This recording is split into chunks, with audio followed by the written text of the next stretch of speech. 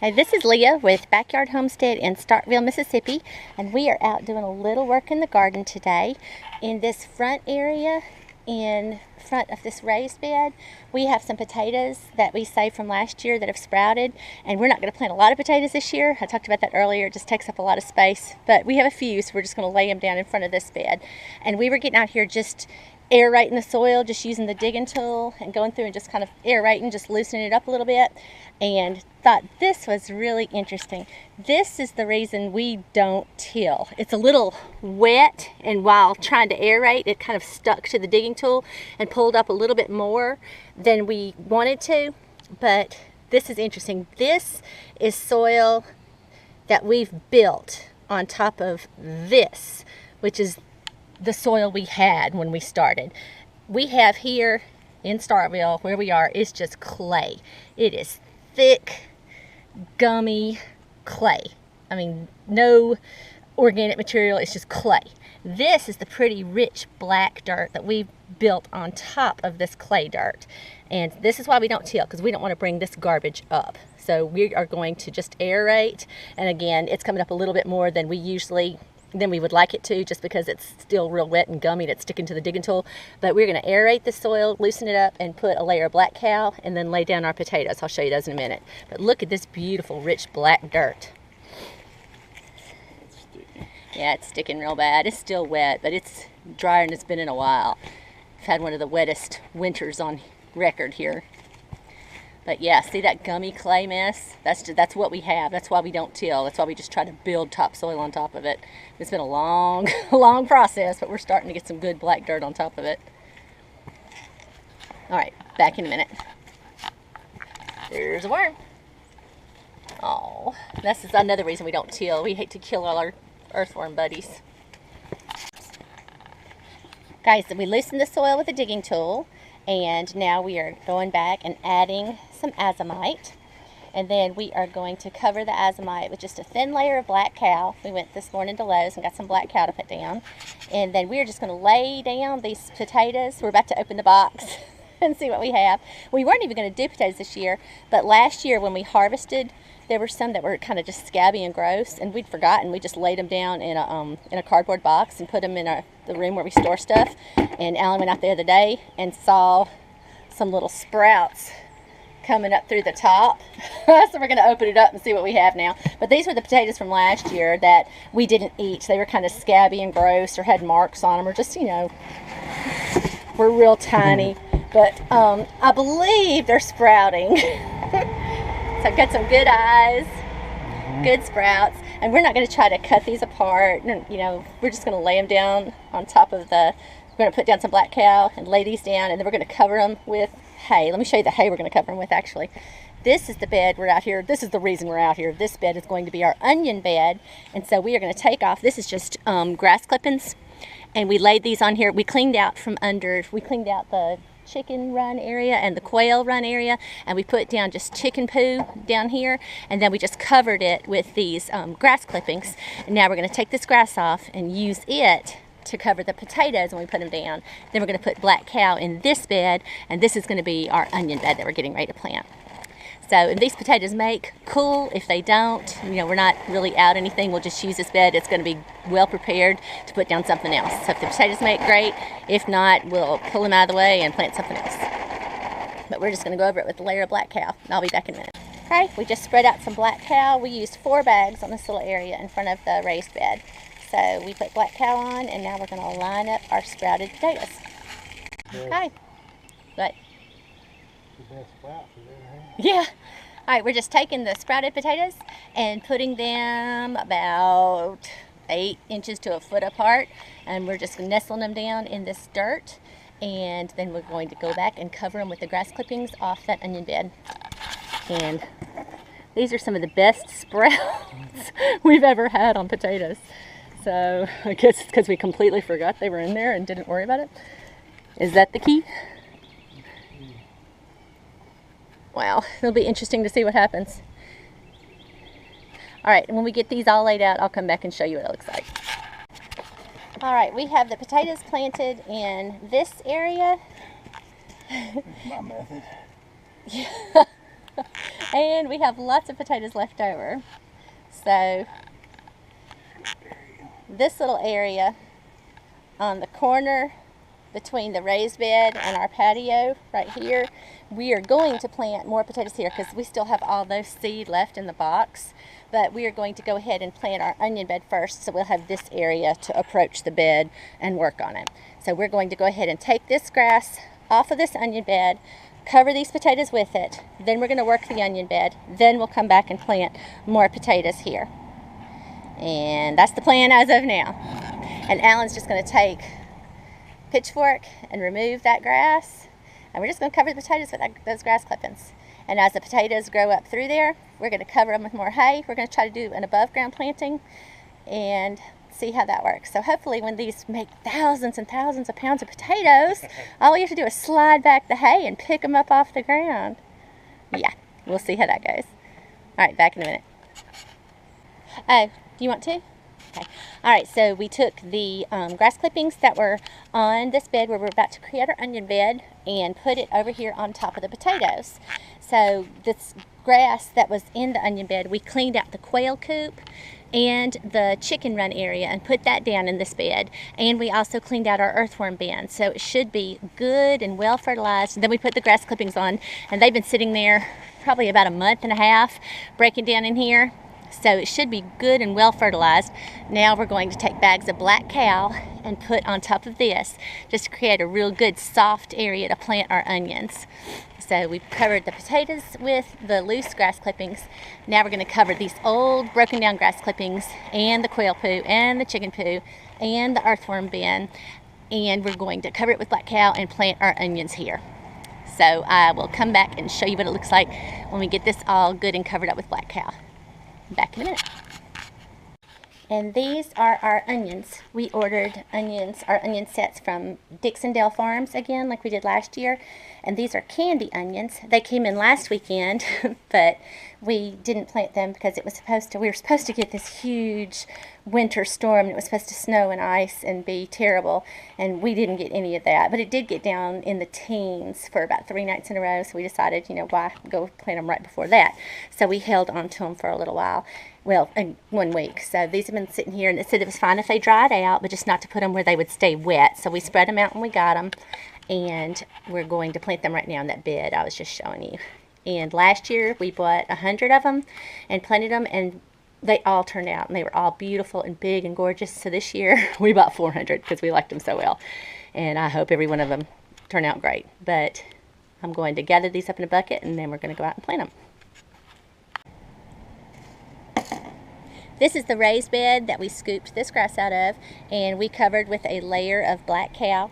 And last year we planted 4 rows with 25 onions in each row in this bed, and they did great. So we're going to do that again and also plant more somewhere else. We'll show that in a minute. But we're going to plant 4 rows with 25. We may try to see if we can do 5 rows, but the plan right now is to do 4 rows with 25 onions in each row. And we are going to fertilize with, I have a bag of blood meal, and then when we're done, I'll probably wait until next weekend, but I'm going to clean out the chickens and the quail and try to do that on a weekly basis and sprinkle quail down in between the rows of onions too, because they're heavy feeders, it said, until we're supposed to keep feeding them until they begin to bulb. Then you're supposed to stop. So I'm going to try to clean out the quail pen and the chicken coop and keep that on them every week.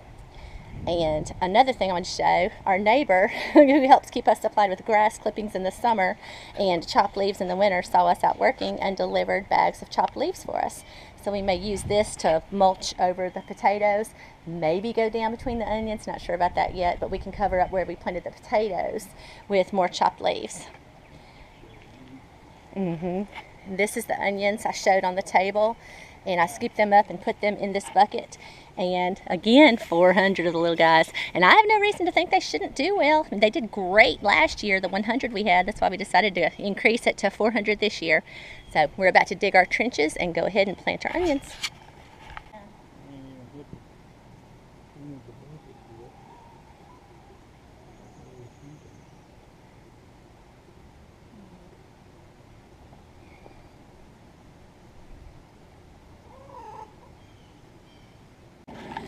All right, I got finished planting this bed and went back and counted, and we have 192 onion plants in this bed.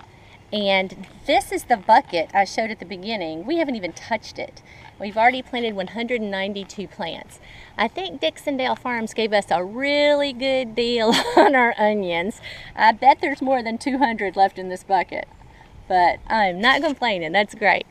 And I am now going back and fertilizing with blood meal. And these are the tomato cups that we used to plant our tomatoes and pepper plants, our red solo cups that I burned 2 holes in the bottom.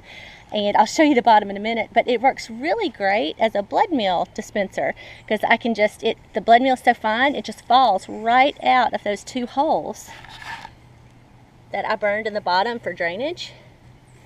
So dual purpose cups.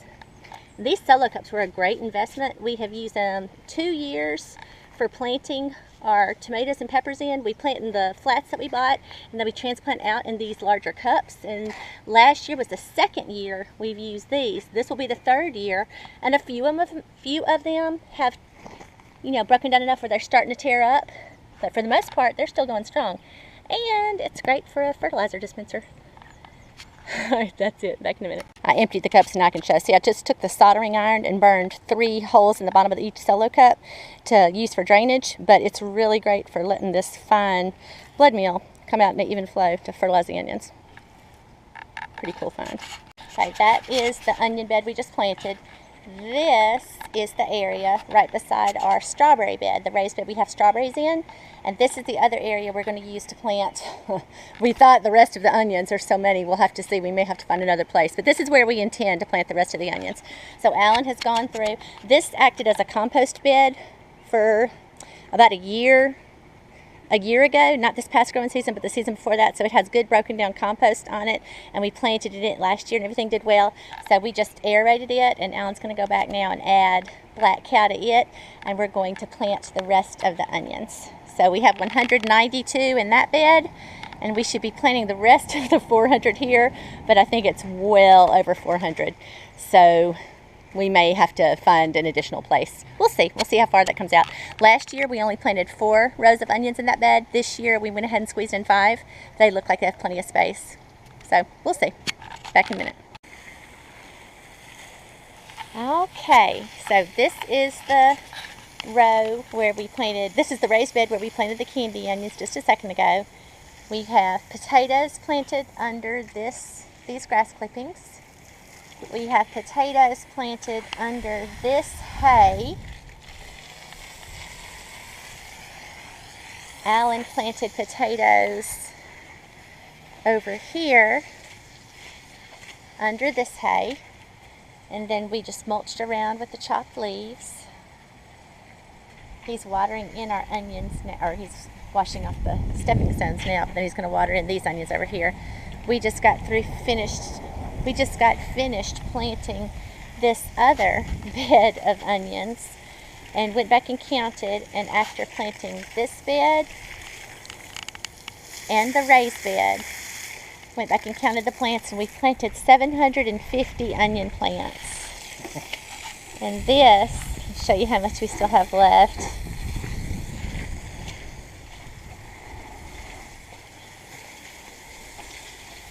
We still have this many left. That's probably 300 more plants. So we definitely got our money's worth. Well over 800 plants, and we ordered 400. So we will get another row prepared and plant the rest of these onions probably at the beginning of next week. So those are today's projects. We got the potatoes planted, and we got the two areas we intended to plant the candy onions. We got those planted. Now we just have to decide where to plant the ones that are left over. But we planted them and fertilized with blood meal, and now we're watering them in. And that is about it. Thanks for watching.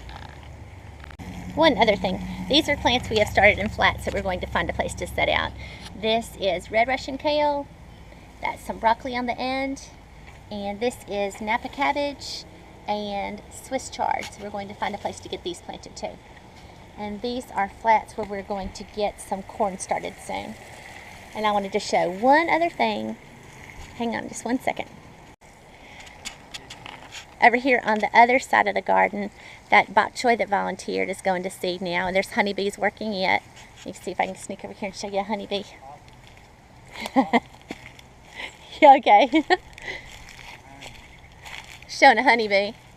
There's a honeybee. They've been working. That's why we're not pulling any of this. We're just going to let it go to seed and attract in pollinators. There's a honeybee working this bok choy bloom. And we found more prints behind the shed, and got out last night at dusk, and we're looking. We went back in, and we're coming back out to put the chickens up, and we saw another little friend skulking around behind here. That's the only really good print. The rest of them are kind of fuzzy. But that's a perfect possum print. So we set the trap again last night, and this morning we caught one more possum. It was a pretty big one. I don't know if it was mama possum or just another sibling, but we went and released him this morning at the same place we released the others. So hopefully they're all met back up where we turned them loose and have their little family back together again. I just don't want their little family living under our shed. Over here we have our black-seeded Simpson lettuce. It's starting to do really well. And have a little patch of carrots. It's coming along nicely. This is a patch of Siberian kale. It's coming along nicely now that it's starting to warm up a little bit. It is February 3rd. It's about 63 degrees outside. It's a pretty day. This is a patch of collard greens that we transplanted. They're kind of just in sit mode right now. They haven't grown much, but they look healthy. So hopefully they'll take off soon. It's another patch of collards. This is the thick patch that we transplanted out of to form that row. And this is a little row of tender green mustards. They're looking good. And I wanted to show you one of our fruit trees. This is a project I haven't gotten to. I've got to get out here and get this carrot patch weeded out. The carrots look really healthy. I just want to get it weeded down between them. And this is our multiplying onion bed. Super healthy. And our plum tree is in full bloom. Just beautiful. Covered with blooms. I hope it's not too early. I can't imagine us getting by without having another good hard freeze. But if it doesn't, we should be in business with plums, because it is covered. I mean, absolutely covered with blooms. And pollinators are out working the blooms. I don't see any on here right now, but I know they're around. I've seen them. So if we don't get another hard freeze, we should get plums this year, hopefully. And here's our patch. This is Red Lasoda lettuce. It's starting to come on nicely. And this is red romaine lettuce. We should be able to have some salads before long. This was red romaine, but the squirrel found this patch. So he started from this end and just been having a little buffet every day, it looks like. But maybe he's full. Maybe he won't get in this. And this is bok choy that's just going to seed. We're leaving it because there's another honeybee. Honeybees are working it like crazy. Wish I could get him to go over there on the plum tree. Alright, I think that's everything for today. Thanks for watching.